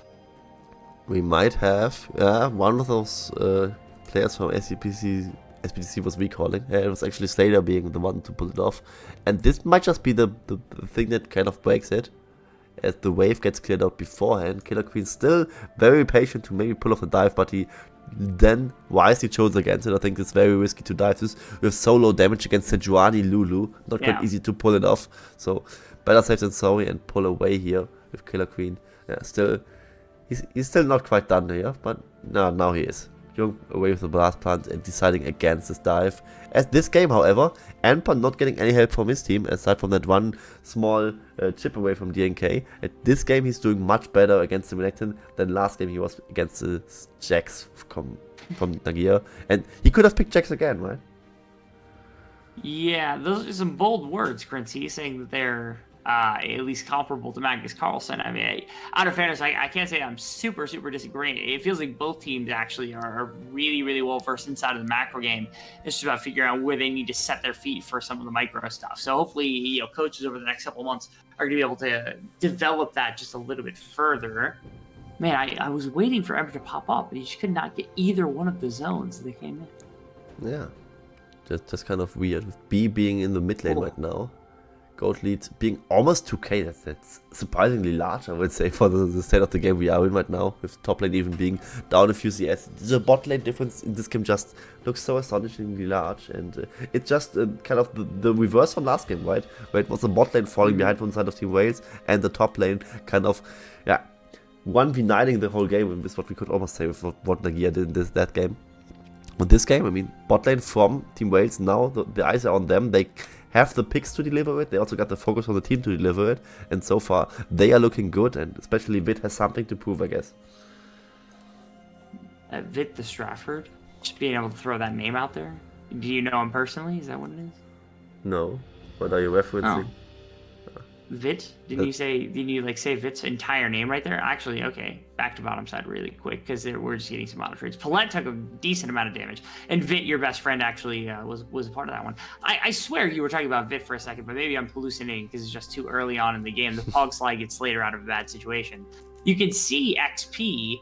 The solo lanes aren't dragging behind massively, but 2,500 gold advantage. It feels like nothing from Wales should be netting them a 2,500 gold advantage. But look at like CS, it's just like top lane's meh, jungle is okay. It's 4 camps technically from DL1 ahead of the Sejuani, which is a pretty massive deal. And then you got basically 2 weaves in mid lane. You got 3 or 4 in the bottom lane. Like that's where so much of this advantage, and plates obviously pushing with all this power, get you really easy access to plates. There's an in-lane dive on top. That's a very... Oh, I was going to say very dead Nagia, but it's just not the case. He's able to use his double E and kind of flash out. Q was really risky position to actually find yourself in right there from Killer Queen, and also specifically from a bunch of other players, because throwing that shock blast right there from Glory, it felt like it was... Not to say that it wasn't pressuring multiple members out of the fight, more so that it was like the people who were contributing to the fight primarily were not those that were hurt, so it didn't actually end up doing that much. But one thing or another, it thwarts them from taking any more than just an additional plate on the top side of the map.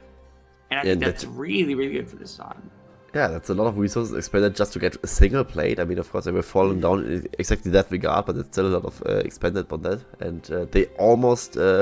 managed to die in the situation as well, with Killer Queen doing some damage with a twisted advance on the turret against Fiora, and Glory just couldn't quite follow it up. Nagia also dropped too low. He was the initial target, dropped to like 100 HP, and with the Dominos even, he can't just confidently just mash into them, even with a fully stacked Fury bar, and the Calder Mickey couldn't heal enough for that, but the damage has been done kind of to the side of the top side of Team Wales. But this means on a cross map, Killer Queen has some free time to start off this Drake, and maybe he can just easily finish it off before DNK even gets a chance to contest it. Yeah, with the pushing power of bottom side, you're always going to have the step up of the Ashe and the Varus. So it's so hard, even if DNK had full access to this jungle pit, to walk in any capacity. So now, walking out with their first, that is first dragon of the game. I'm not reading that incorrectly, right? Yeah, it's here. Okay, we're 12 minutes in, 1 kill, 1 dragon. Like, this is not VCS, Quincy. This is not what I was labeled when I was told I was. It's out of character. Yeah, it is. We get scammed. That is true. Yeah, I'm getting completely wrecked here, which does suck. You can see long distance engage kind of used on a crossing route in between the mid lane, looking for something, just trying to spark something. Instead, it just ends up being the big Rift Herald crash, which is a couple hundred gold and nothing really more to deal with here inside of this mid game. Yeah, at least they just force out the equalizer for the side of Dire 1 with B landing is Gentle Crystal Arrow, so this push defense kind of gets halted a little bit, but at the end of the day, it's just one plate falling down, kind of disappointing in general, right? With them being nerfed, right? It used to guarantee 2 plates, now it's like 1.5, and that just kind of feels also like a scam, just like the VCS this day, with no action being happening, and yeah. It's kind of tough, right, to live with that one. You basically, despite being Rebel Fox yourself, you're almost out of Rebel coins, as you're getting scammed way too much. That's true. I have been getting scammed basically from season 1. I put it all into cryptocurrency, believing that was worth something, and ended up crashing. Then I was all on we all NFTs, know how that now I'm went. just gone. Yeah, everything went very, very badly, very, very quickly. So now I'm just back to normal Rebel Francs, which is the proper cryptocurrency to use for most of your internet medium, in case anybody was curious what that was going to be. So, 3,000 gold advantage. Is that what I'm reading right now? 4,000 gold advantage. Almost 4,000. No, it's about 4,000 gold advantage that's coming through from the side of Team Wales. Can you believe this?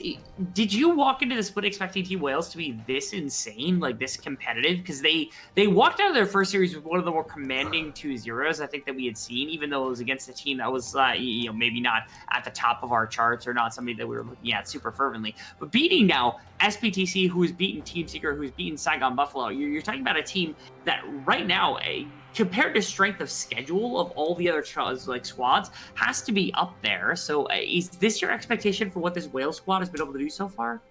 The short answer would be no. The long answer would be I was demonstratively basically having no idea who's going to win the series. I was expecting it close to 1 either way, and that's quite not looking like it. I mean, gotta say though, like maybe beating Team Secret, who bet Saigon Buffalo, is not that big of a feat, as Saigon Buffalo has looked horrendous in week 1, I gotta say. Yes. I mean, we were kind of softening the blow earlier on the pre-desk, where we were saying like they lost both series 2-1, and I guess that's kind of fair, but I think beating Team Secret 2-0 maybe just isn't that much of an accomplishment right now, as they, of course, in their own might are a fine team, and the 2-0 also kind of being a misleading score, as it was this one game where Dire 1 and Kassadin was just hitting level 16 and then the game was over, and it could as well have been a loss either way.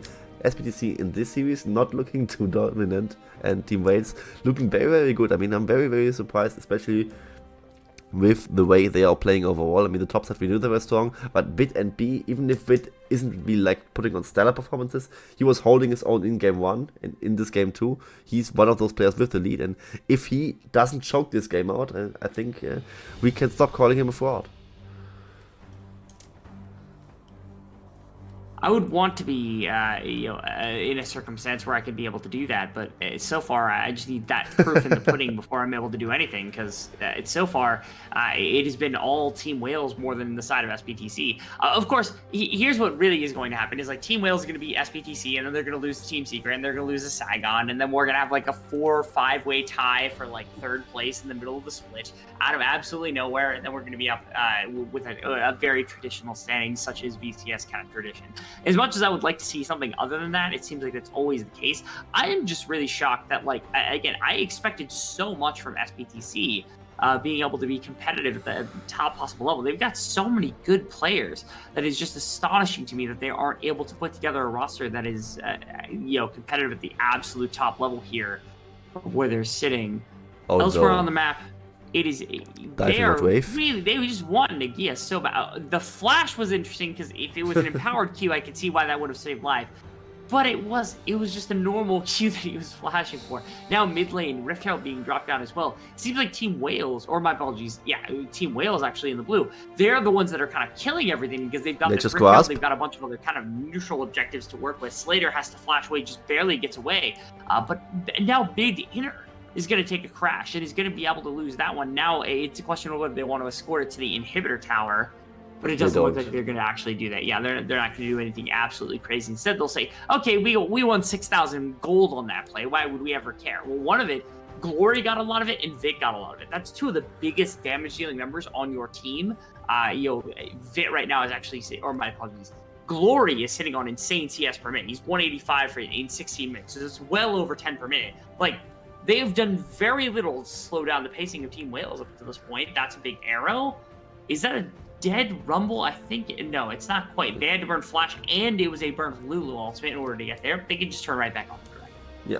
They can do it, and I think Nagia, who could have kept the flash, but overall, I think he's fine dying if it gets the team 2 turrets in the mid lane and all that massive gold. And you were saying Glowy having quite of nice CS per minute numbers, and on the opposite side, I mean, Dire 1 having a very dire game overall. I mean, he's down more than 50 CS on this Rumble pickup. It was a pick he deliberately chose to play against it, and he's basically just, he's stuck doing this, right? Just going for these cheesy roaming dive plays onto the enemy top laner for little gain in the bigger scheme of things. Of course, Nagia, we said before, no Fury, he still flashes for the Q. I mean, that's all Dire 1 can do, like, just roam with his team, put some value to really make this dive a little bit easier, because otherwise than that, he's a full level down to this chase, down 50 CS, he doesn't really bring any other value to the table, and can't really 1v1 him in the longer lanes, he would just get one down there.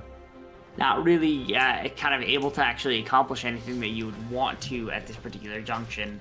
And slowly, Team Wales has risen their gold lead little by little. It hasn't been in these massive kind of sways. It hasn't been one massive team fight that's given like 3,000, 4,000 gold. It hasn't been a Baron yet anytime soon. It's in 2.5 minutes until it comes up.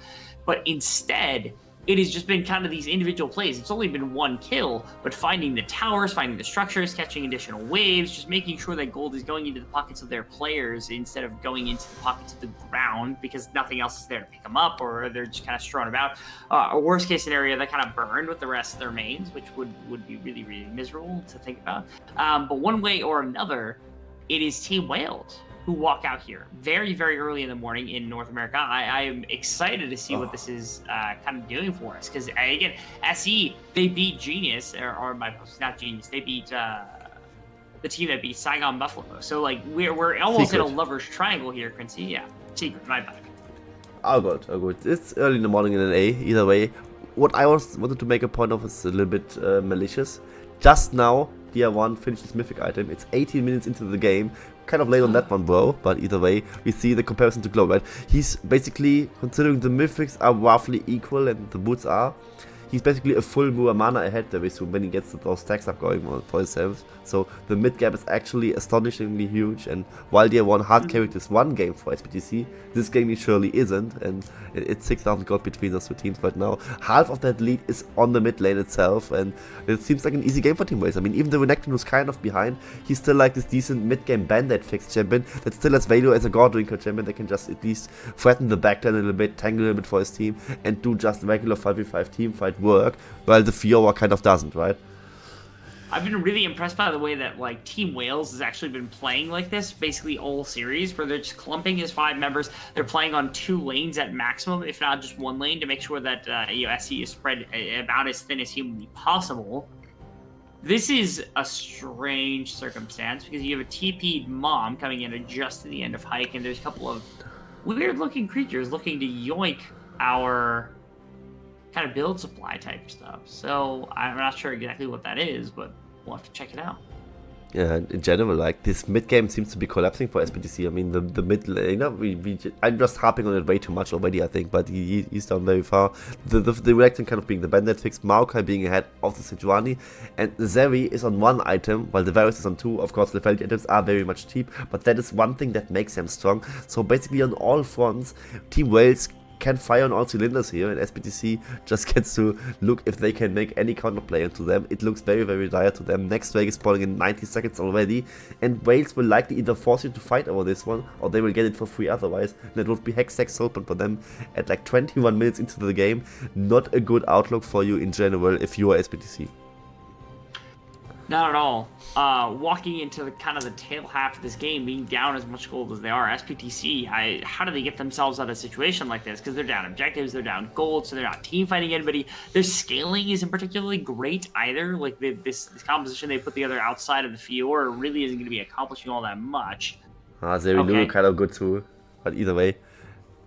The Glacial Prison not hitting in the mid lane means, of course, no further engage comes up by the side of SPTC, but that's the point, right? I mean, they have the Lulu, they have the Fiora, but with the Fiora makes it so they can't really do fair 5v5 team fights, and Rumble mid lane being that resource averse is not really good outside on the late game. He will just throw down an equalizer and maybe like force a flash or chunk somebody out, and that will basically be it. When other mid lanes would be doing way more, he would see the Nature's Grasp engage coming out, just some old straight, but maybe they can kill Palette with a snipe. They can't. It's insane. 21 minutes into this game, I was expecting some more kills. We're back to 2 kills. as opposed to anything else, is both teams just kind of back up out of that very, very rough situation. I was surprised the Dragon hadn't been taken quite yet, but it only just now is it coming back up for the, what is effectively third time. So now that you're going to be able to see the new Miss School teacher, you'll get a chance to kind of talk to her and whatever else you might be having questions about their little buddy. And here we see the Drake being taken by them, and DNK not even looking to contest this one. It would even be an objective bounty, but seems like SPTC is looking to trade it for some damage on this mid lane tier 1 turret. They can't even finish that one off, as their damage is so little overall that they need to respect every angle that Wales maybe would be coming from. I mean, it would be pretty obvious it would be the Drake angle, either way of that. Hextech Drake taken uncontested for a bit of chip damage to the mid lane tier 1 turret, and that just tells you how dire the situation really is for SPTC. They can't even trade a single turret for this Drake. It's even worse. I mean, Fiora isn't quite able to finish up that top tower. I was wondering, by the way, that she actually looked at the agent right after this, that she turns into something special. And we're back to the Baron dance here. Crincy as Team Wales kick off the Baron. They're going to say, do we start? What are we doing here? Am I marking it? What am I doing? They actually have it melted down pretty decently. They've got a number of members that are actually really, really good at some of the math and some of the numbers. Please don't flip this Baron. Please don't flip this Baron. You're so far ahead. You don't need to give SPTC any chance. Oh, they will really flip this Baron, right? They will flip this Baron. Little bit right here. That is going to be a Baron buff. That's going to be a fight afterwards as well. That's given immediately over to the Zeri. So that's one member down. Oh, actually, okay, decent damage on the way out. We'll see whether or not everybody gets caught or just a handful of people. As Glory wants a little bit more smoke, trying to find something, but cannot quite find exactly what they're looking for. So after everything's said and done, we're still at 1-1, but this time now with the Baron buff, it's 7,000 gold advantage, Mountain Soul advantage. There are very few buffs that can actually get Wales out of the house that he doesn't feel amazing happening right now. Just because of one bad play. Again, it was Milk going bad that ended up actually costing this one, Crincy.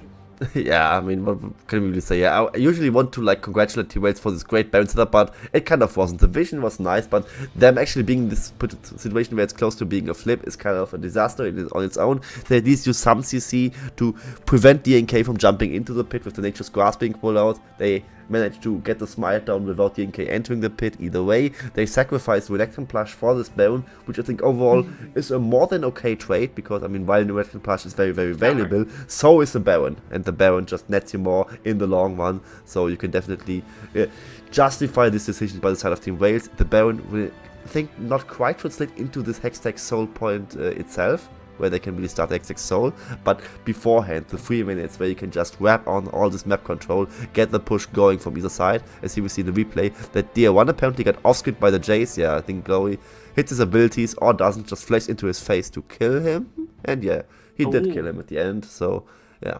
The better mid laner feasting on the worst mid laner. Okay. We can appreciate that one. A little bit of bloodthirst never hurt anybody, especially in games like this where we've got 4 kills at 25 minutes into the game. Now, what we expect from VCS, this is something we expect. I think you called it earlier. This is actually just LCK more than anything else, which is fair. I think that's a reasonable place to land. Looking for an engagement now. DNK is able to jump on top of the Renekton, but Nagia is not going to fall victim for it. And the Kane's angle is very legitimate. Look at the damage that's being dropped on a Slayer. Slayer should be super careful, or he's going to end up dying from anything else. And that should open up bottom inhibitor. They could play on the cross map all that they want here on the side of Glory. Yeah, and they just brute forcing a TP on the wave to secure the push coming through. It will likely be the inhibitor. Maybe a Hail Mary play by the side of SPTC. They have the Hextech Gates. They could just go for a wraparound flank, but they decide against it. The poke is so massive. I mean, at some point you just have to pull the trigger and try to win the game with a flank play or any sort of hard engage. Otherwise, this poke composition from so far ahead will just knock you out. Yeah, it was a situation where obviously they had no idea what we would be walking into, but we had the positive revelation that we could have been playing games and playing with Micah as he slowly climbed his way through Diamond, but just decided not to because the GN is completely different now, so I wouldn't worry about it too much. As we see that, next wave coming up in 1 minute. There won't be Baron buff as I said before, but they already have this inhibitor bot lane push coming through with the super minions creeping in. Luckily for the SPTC, it is a bot lane inhibitor, so it is the one close to the Drake. It will not be that huge of an impact. Top lane inhibitor would be way better in that situation. Either way, Fiora not being in a team fight, and here we did engage. Yeah, Bit just easily killing off DNK with the Maokai already being landing the kill to the Palette, and Tier 1, I mean, he's kind of useless right now. He just brings up damage and not quite that much of it, so to say. So he can just look as Team Wales is just stampeding over them in that situation, despite not being the Buffaloes themselves, going away with 2 kills for 0. And with this poke competition, they just threaten to end right here, right now.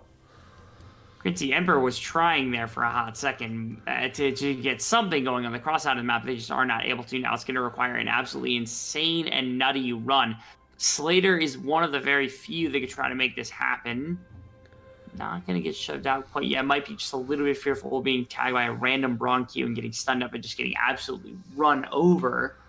But it appears as though they have weathered the storm for the moment, where SE, rather than losing their base in the moment, will eventually go kind of start working for Amazon, start working as one of these bird technicians, because it is one of the best things that I do. It is my area of expertise outside of League of Legends. This is the replay from earlier. Yeah, this is really from earlier. Here we see the fight being pulled off. I think it was an Ash Arrow combined with the Nature's Grasp coming out by the side of the NK, but it's actually the latter engage, as it was actually started by Nagia just rolling in as a Renekton, using his Ruthless Predator to get 1 stun really going on his way, and with the fight being forced. Team Wales being so far red, it's easy 2 kills for them. As I said before, DR1 not really bringing any damage to the table. That's all he really does at this point. So the call to end after those 2 picks, I think, was a bit optimistic, and they also shunned away from that themselves later on. But they also got the Hextech Soul on the way out of it, as Emperor wasn't even trying to contest it, was TPing offensively to the top lane wave just to get this turret knocked down. Luckily for him, he at least got that. I mean, it sounds dumber than it actually was. I mean, it's a decent objective bounty, and they would lose the fight anyway. So actually might as well do that one. That's actually something that looks stupid, but is okay to play. Either way, he is not really in control to win or lose this game, so might as well do the best in a bad situation. Try to make something happen at very least. That's an engagement into the back line. Now actually on the front line, the Polymorph keeps multiple members locked down quite a bit. Nagia is going to go down immediately as Killer Queen needs to find a decent way out. Otherwise, just sustain your way through, but it's not going to happen. The chain CC was just too heavy for a handful of members here on the side of Team Wales. Glowy still just wants to fight. Oh, okay. There's the riposte, but it just did not matter, as Camille's usually ready for that. Glowy is so angry that the top side was ending this last sequence of play, where they were really just going in with no follow-up being possible, so it was just Slater slowly chipping away of those 2 and just killing them. Glowy, with the Hextech Soul Jace being very, very fat, just still wants to really do some damage to SPTC to shun them away from the Baron, and he actually succeeded in doing so. Killer Queen and Nagia will respawn in time to really make it something that they would have contested if it would be a Baron rush by the side of SPTC from behind. So those 2 respawn being now, it should just be Team Wales still being in control of the game. And for the Baron, this bot inhibitor is very, very massive that is being down, as it's the objective far away from the lane that gets the free super minion push going through. So SPTC, luckily for Team Wales, at some point will have to decide, do we defend the super minions or do we contest the Baron? Likely they can do both. That's the benefit of having that Chronic Cross inhibitor to set up your neutral objectives that they can go for Baron and such without having to worry too crazily. They haven't put down a ward quite yet. I think they're going to wait and see the most minimal possibility that exists. That red ward did spot, I think, at least a good number of them, whether it was everybody running, whatever the circumstance might be. A lot of them were in there with us when we had actually run this. And so, don't flip Baron, please. For those people, 3,000 gold. Maokai ultimate popped up. Maokai gets it, and that is a very dead Sejuani. That might spell doom for this team, as they can kind of just run up mid lane, grab the inhibitor tower, grab the inhibitor, and not worry about it in the slightest. Which is a really terrible prospect. It would be a really lame game for the series and the games to end here, Quincy. But honestly, perhaps some of the most fitting, because this really, really was a clown show more than anything else. I feel like this should have been so much better for the side of SPTC, and yet here is Team Wales with this amazing plan who come out and absolutely dismantle SE. Yeah, and Team Wales, even in the win, I cannot really congratulate them too much, other than on the win likely, as DR1 still trying to wave clear this off. The Baron push is still going strong for the side of Team Wales. They killed DNK early on, so it will be 5v4 in this sequence of play. With DNK just now respawning though, it will likely not be the push of the end for them, as inhibitor in the mid lane just now gets down. They don't even go for this open inhibitor in the bot lane, and I can't really fault DKNK for trying to steal that one. He shouldn't even get into the pit is what I would really criticize Team Wales for, and he got that. Lost the flip sadly enough for the side of SBTC, but luckily for us, this just means that the game might just end a tad bit sooner, and Team Wales could reward themselves with this victory. Wow. I'm a bit baffled. Everything that has happened inside of this game. I'm waiting for one big pick with the Ash arrow to kind of make the difference maker inside of a game like this. Again, if you're able to keep the arrow withheld for everybody else, not knowing where exactly it's going to be, putting it across that high kind of raised terrain is a pretty solid move. That's the Archon. Gonna drop down. Do you drop down more soldiers? I can appreciate that if you've got soldiers. Yeah, that's going to be one going down here for the side of SE, as they are just trying to hold the line more than anything else right now. That's going to be two, as B is able to grab one now player heading up on that side. Slater? Able to find Gwen, but that is just about it. Slater is able to find good things fall apart, and oh my goodness. What a series coming out from the side of Team Wales. I would never have expected 2 30-plus minute games would have led to such an insane dominating win for the side of Team Wales. But yeah, here we are. Honestly, looking like the best team inside of the VCS after the wins that they've gotten over two pretty solid teams, especially SBTC, who is also undefeated. I mean, those are dubs. Those are dubs for sure, I gotta say. I mean, I kind of refuse to call them the best team in the VCS if they play those leads out like that with the Baron wheel flipping done twice in a row. And if it makes me a cynical color cast, it probably wasn't a good play, because usually I'm more of a glass half full person, as you might have known from the last years of having broadcasts with me. Either way, Team Wales looking good so far. Can't take that away from them. 4 games, 4 wins in the individual score, and also Stranger schedule not looking too shabby for them. So definitely needs some credit there. As the league overall, of course, the bottom line is way higher than it has ever been before. Gotta say though, like those peak top tier teams so far. I mean, this split they haven't looked too good, I gotta say. I mean, not wanted to be too much of a negative Nancy, but I mean, I remember peak Arm, even like in the Mickey Mouse split, like the Cerberus team looked absolutely stellar. And maybe we see this one again today, as they will play the second series against Team Flash, who haven't looking too shabby on their own, but in the loss against Garm. So maybe that will be a better series even. That they might. We'll get a chance, I think, to reflect on that just a little bit. I want to give a tons of congratulations to Team Wales, again, coming out after having a pretty rough split and still having this insane competitiveness. Look at the damage Delta champion. The Maokai, man. How do you not hate this champion enough to ban it in every single circumstance at all hours of the game? Like, this was disgusting coming out from this champion. Be able to drop the most damage in the game by almost double every single member on the side of SE. So there was that. There was a lot of the things that were done by a number of members. If you look, actually, like, there's some insane damage out of the support roles, insane damage elsewhere.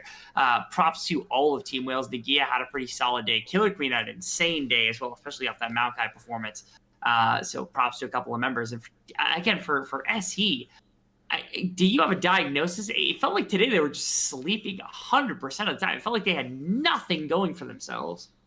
And just a reminder, they chose to ban in first rotation Lee Sin and Wukong. I mean, Wukong I actually get, but also banning the Lee Sin from Killer Queen, I get the respect ban in general, but you drop the Maokai ban for that, and Maokai just does those disgusting things to your team. Like, he's not even like fully full AP, but this is demonic embrace and some stuff that he's really building, and he's out damaging a Jace that was decently fed in the game, a Poke Varus that was played around, and the Renekton, okay, that wasn't really played around, but either way, he's the highest damage out of all 10 members, and also to some extent just goes to show how the draft priorities from SE were kind of not ideal, and also the balancing ideas from Riot are also not ideal, as Maokai was getting nerfed on the later patch, the 13.41. We are, however, on 13.3, so Maokai still giga strong, and I also doubt that he won't be strong in the next patch as well.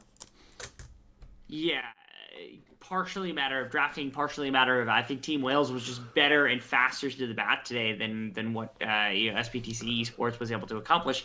Maybe on second half we'll be able to see, but again, it felt to me very heavily like SE was sleeping today and that they got very, very little done. So even though I'm the one that's awake way too late for my own good, it is SE who might actually be the ones that are asleep, even though obviously it's super big time chickens. Supposed to be the ones waking people up. So I'm not sure what the dealio is. I'm assuming this is a bit of an anomaly in its own way, but I can't possibly give enough props to Wales. I think Crincey had alluded to it. This series 1 of 3 on the day. This was a makeup series. We'll be starting the next one just in a bit of time, probably 20, 30 minutes, something like that. We'll have Team Flash coming up against Cerberus before getting into our final series of the day. Which is Box NB with versus Gam. side of Gam. Yeah, Box and Gam. So stick around. We'll be right back with some more incredible League of Legends gameplay here in the VCS. Stay on.